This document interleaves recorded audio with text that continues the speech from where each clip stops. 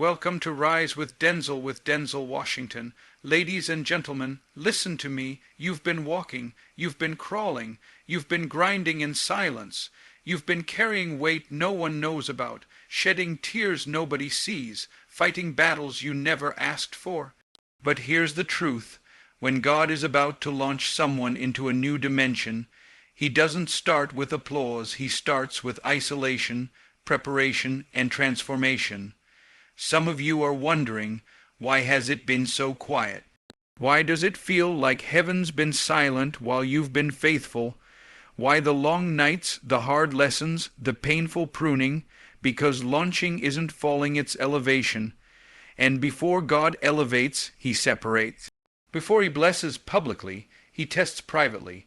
That frustration you've been feeling, that pressure that's been building, that's not the enemy, that's the preparation.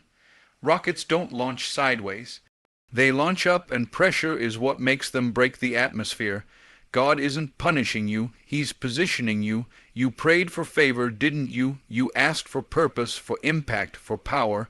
Then understand, God never gives a kingdom without giving a cross. He never gives influence without giving endurance.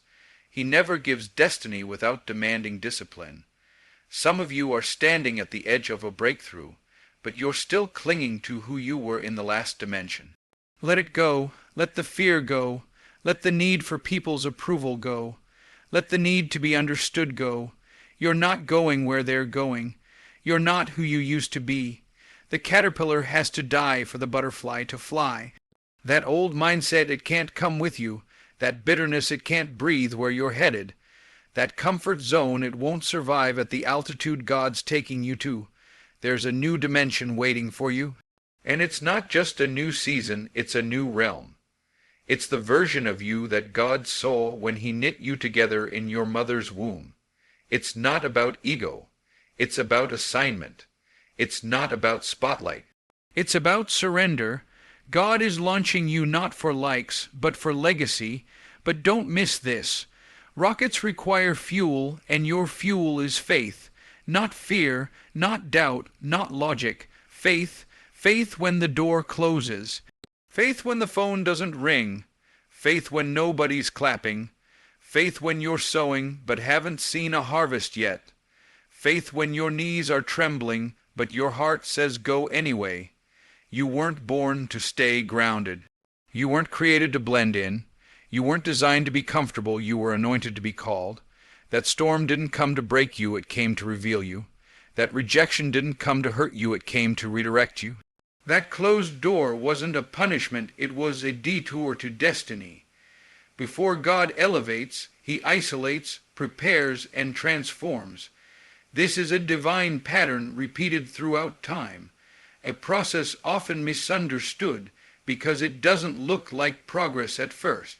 When you're in the middle of isolation, it can feel like punishment, like abandonment, like you've been overlooked or forgotten. But what you need to understand is that isolation is not God's way of removing you. It's His way of refining you. The silence you're experiencing isn't empty, it's sacred. It's not the absence of movement, it's the presence of molding. God isolates not to diminish you, but to develop you into someone who can handle where He's taking you. You can't be elevated until you've been equipped, and equipping doesn't happen in the spotlight. It happens in the shadows. God does His best work in hidden places. Just like a seed must go underground to germinate, your destiny often starts in darkness. No applause, no platform, no recognition, just obedience, just stillness, just the quiet grind where no one is watching. Because if God elevates you before He prepares you, the weight of the blessing could crush you. That's why He takes time. That's why He sets you apart. Because where He's taking you isn't temporary. It's eternal. Preparation is uncomfortable. It stretches you. It breaks your habits. It exposes your insecurities. It forces you to look at yourself in a mirror with honesty. God doesn't just want to give you a platform. He wants to make sure your character won't collapse under the pressure. That's why He puts you through seasons of waiting. That's why he doesn't always give you what you want when you want it. Because while you're asking for elevation, he's working on purification. While you're praying for open doors, he's closing some you never had the courage to shut. He's not just elevating your position, he's transforming your identity. Transformation is not about behavior modification, it's about heart renovation. God isn't interested in polishing the outside if the inside is still corroded. He'll take you through situations that force you to forgive, to humble yourself, to trust when everything in you wants to control. He'll put you in places where your only option is to pray, to listen, to obey when it doesn't make sense. Because in those moments, the real work begins. That's when your ego dies and your purpose rises. That's when your pride crumbles and your power is birthed. That's when you stop asking why me and start saying use me. You might be looking around right now and seeing people passing you by. Promotions going to others, doors opening for them but not for you. And you start to wonder if something's wrong with you. But you don't need to envy someone else's elevation when you understand your own preparation. Because what God is doing in you, he's not doing in everyone. Your assignment requires a depth others won't understand. Your process is different because your purpose is different. Don't compare your season of isolation with someone else's moment of recognition. Their chapter is not your story. Sometimes the preparation is quiet because the mission is massive. God won't always announce what he's building in you. He won't always explain why he's delaying the blessing. But what he's doing is intentional. He's pruning you for fruit you can't even imagine. He's breaking chains you didn't know you had. He's removing relationships that would have sabotaged your future. And he's doing it all in the background while the world thinks nothing is happening. But heaven knows, heaven sees, heaven is writing your name in places you haven't even entered yet. And when the time comes, when the transformation is complete, the elevation will look sudden to others, but you'll know it was years in the making. There is a reason why greatness doesn't start on the stage. It starts in surrender. It starts with God taking everything familiar and stripping it away so you'll learn to lean only on him. No props, no titles. No backup plan, just faith, just obedience, just the quiet knowing that he's working when you can't see it. This is how he prepares you for elevation. This is how he trains your spirit to handle what your flesh never could. Because when you come out of isolation, you won't be the same. You'll be stronger, sharper, wiser, ready for the weight of glory he's about to place on your shoulders. You'll step into rooms prepared for the new version of you, not the one who entered the wilderness, but the one who survived it, the one who grew in it, the one who was transformed by it. Pressure is the proof that a launch is near. Pressure isn't just a sign of struggle, it's a signal of preparation. When you feel the weight increasing, when life seems to tighten around you, when the stress mounts and nothing seems to move, that's not always the enemy, and it's not always punishment. Sometimes it's divine positioning. Think of a rocket on a launch pad.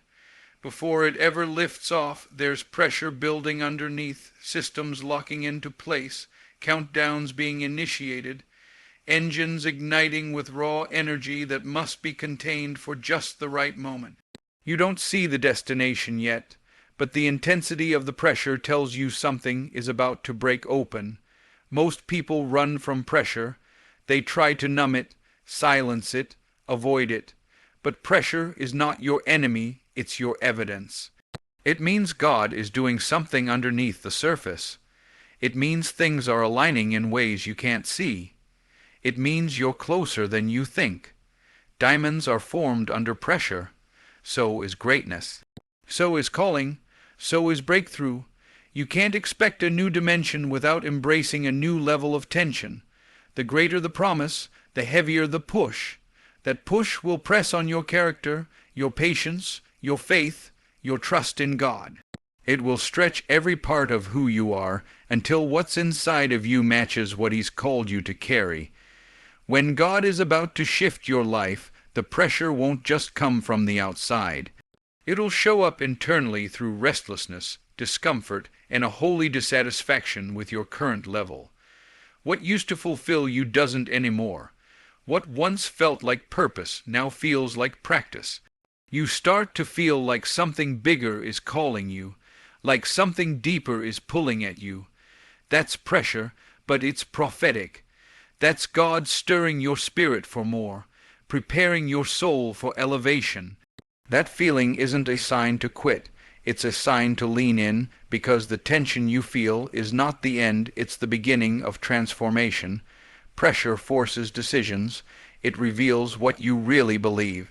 It shows what you've built your foundation on.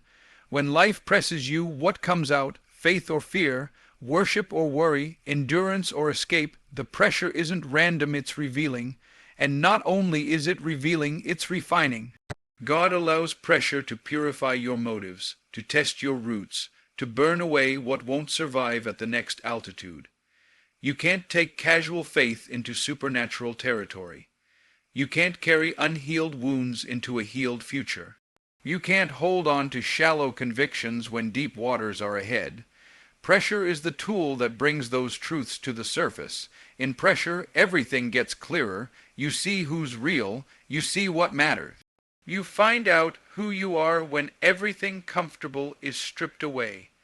It's in the pressing that the oil comes forth. The anointing isn't released in comfort zones. It's released in crushing places. And the more pressure you feel, the more you can trust that something valuable is about to emerge.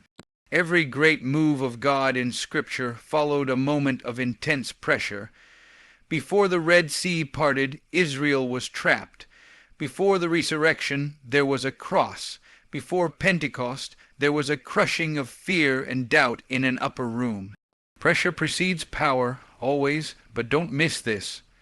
Pressure without purpose leads to frustration, but pressure with purpose leads to promotion. You have to see what's happening to you through the lens of what God is doing in you. It's not chaos, it's construction. God is building something in you that your future will depend on. He's installing faith muscles you didn't know you needed. He's deepening your prayer life, sharpening your discernment, stripping away the noise so you can hear His voice more clearly. And all of it is happening through the pressure. The pain is not pointless. The tension is not random. The process is precise. Pressure is also preparation for visibility. When God is about to launch you, He hides you in the pressure. He allows the heat to rise so that when He brings you out, there's no residue of ego, no leftover insecurity, no unfinished business, just purpose, purity, and power. When the pressure increases, it means the elevation is near. The enemy doesn't attack empty vessels. Pressure comes when heaven is getting ready to announce something on the earth. When you feel like everything is shaking, when you feel like quitting, when you feel like you're being crushed, remind yourself that pressure is the precursor to launch.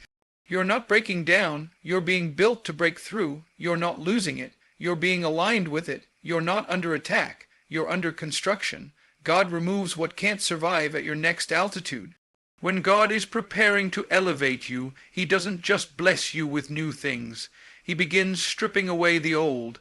It can feel like loss, like doors are closing, like people are walking away, like certain opportunities are slipping through your fingers. But elevation requires elimination. Everything that was connected to your past season doesn't have permission to follow you into your next one. God knows that some weights aren't obvious. Some relationships look loyal but carry residue that will weigh you down. Some habits feel harmless until you try to rise above them, and God, in His mercy, begins to disconnect you from what you didn't even know was holding you back. You see, at higher altitudes, the atmosphere changes. The air gets thinner, the pressure shifts, and not everything you carried before is equipped to survive the new environment. Your faith has to be stronger, your vision has to be clearer, your discernment has to be sharper. That kind of environment isn't casual, it's costly. It demands a lighter load. God will allow certain people to exit your life not because they were bad, but because they were seasonal. Their purpose in your story was never meant to last forever. But when you try to force permanent ties with temporary assignments, you create turbulence in your transition. Letting go doesn't mean dishonor. It means alignment. You might not understand it while it's happening. It might feel like betrayal. It might feel like rejection. It might feel like a detour. But what you think is falling apart is often God pulling things into place. When God begins to elevate, He removes things that were comfortable but no longer critical. The job that once felt secure may dissolve. The circle you once relied on may shrink. The plan you once clung to may unravel. That's not failure, that's a shift. You're not being demoted. You're being developed. What looks like loss is really a divine exchange. God takes what you thought you needed and replaces it with what you actually need to go higher when an aircraft prepares for flight. Weight is calculated. Every pound matters. Extra baggage means extra risk. If the load is too heavy, the plane won't make it to its destination. The same is true for your calling. There are things God knows will become dangerous if they're allowed to travel with you. Old mindsets, unhealed wounds, toxic alliances, unspoken bitterness. These can't go with you. Not because you're being punished, but because God loves you too much to let your future be sabotaged by your past. That's why He allows the shaking. That's why He permits the shedding. He knows what altitude you're headed to, and He knows what can survive there sometimes. It's not even people or things that get removed. It's parts of you. Your pride, your impulsiveness, your need to be in control, your craving for validation. These internal weights are often harder to release than external ones, but they're just as dangerous. God isn't just after the appearance of readiness. He's after the substance of it. He won't elevate an image. He elevates integrity. So He starts doing heart work, breaking down your false dependencies, refining your motives, clearing your vision, and strengthening your foundation. Because where you're going will demand more maturity, more humility, more clarity than anything you've had to walk in before, and don't expect everyone to understand your shift. Some people will try to hold on to you, not because they love you, but because your growth threatens their comfort. Others will misunderstand your separation as arrogance or distance. That's okay. Obedience doesn't need to be explained. When God is launching you, He's not asking for public consensus. He's calling for private surrender. You don't owe everyone access to your next chapter. Some had a role in your past, but not a voice in your future. Be okay with that. God's pruning isn't rejection. It's redirection. And every time something leaves, it's making space for something greater. It takes trust to let go. It takes faith to believe that subtraction is sometimes the clearest sign of addition. It takes courage to release the familiar for the sake of the future. But every time God removes something, it's because He's making room for something more powerful, more aligned, more connected to your purpose. The silence that follows separation is often the preparation for acceleration. God clears the runway before the launch. He simplifies the surroundings so the focus can sharpen. You're not being emptied. You're being refined. You're not losing. You're being lifted. What couldn't survive at the next altitude had to go because what's coming is greater than what was left behind. Faith is the fuel for your next dimension. Not talent, not status, not your connections or credentials. Faith. The kind of faith that moves when nothing around you is moving. The kind of faith that obeys when the instructions make no sense. The kind of faith that stands firm when the ground beneath you is shaking. Faith is what carries you when sight fails you. It's what sustains you when strength leaves you. Faith doesn't wait for perfect conditions. It believes in the middle of chaos. It trusts in silence. It follows through darkness. It dares to dream when reality says no. Faith is the currency of heaven, and without it, the door to your next level remains shut in the natural world. Fuel determines how far a vehicle can travel. It's what turns potential into motion. It doesn't matter how well designed the engine is, without fuel there's no movement, and in your life, faith functions the same way.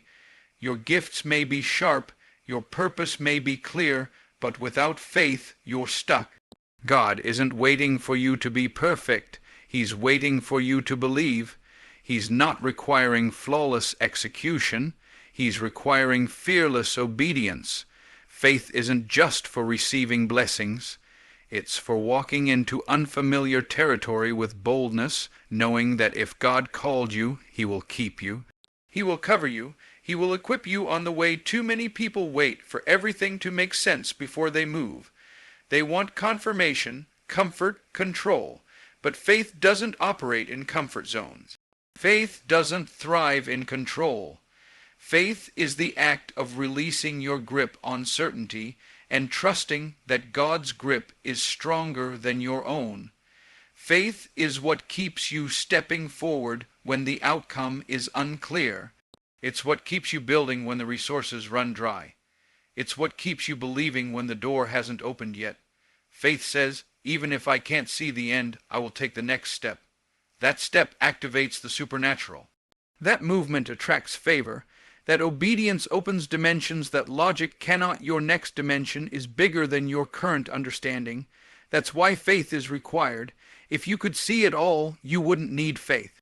If it all made sense, it wouldn't require trust. But God calls you into places that challenge your comfort, because that's where real faith is forged.